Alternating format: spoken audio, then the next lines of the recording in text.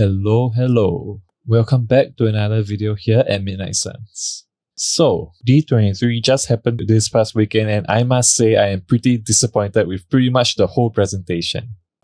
I think the Star Wars panel had its shining moments with things like the Tales of the Jedi trailer where we got to see a young Count Dooku and Qui-Gon Jinn, and the Mandalorian Season 3 trailer looked amazing as well. However, the Marvel panel on the other hand had literally zero new MCU projects being announced, and that's what's really disappointed me.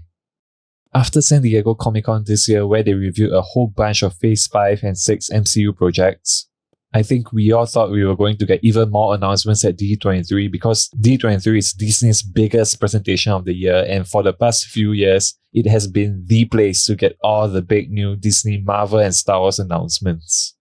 But this year, we pretty much got zilch. We had zero new project announcements, and the best thing we got was a review of the character lineup for the upcoming Marvel Thunderbolts movie, which, by the way, I have my concerns, and let us talk about that right now. So, for the Thunderbolts, if you look at this picture here of the official lineup, my biggest concern is that there are simply not enough power variations on the team. I mean, the selling point of a superhero team-up movie is that we get to see superheroes with different powers and different personalities work together. In this case, yes, they all have different interesting personalities, but I don't see any power variations from most of the members, with the exclusion of Ghost, who by the way I absolutely loved in Ant-Man and the Wasp. The actress portraying her, Hannah John Cameron, is so underrated and I really can't wait to see her back in the MCU in this film.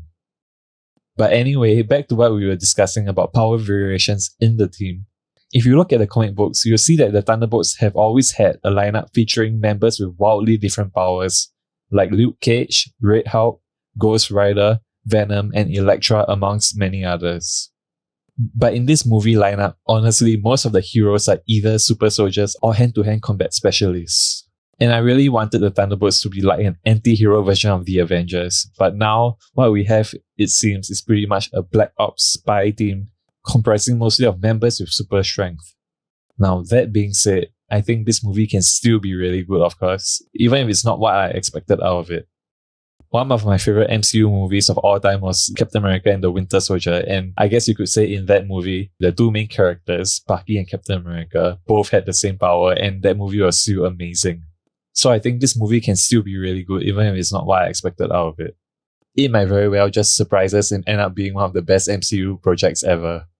As for the other team members, I really enjoyed US Agent John Walker's character in The Falcon and the Winter Soldier, and of course having Bucky back is a win in my book.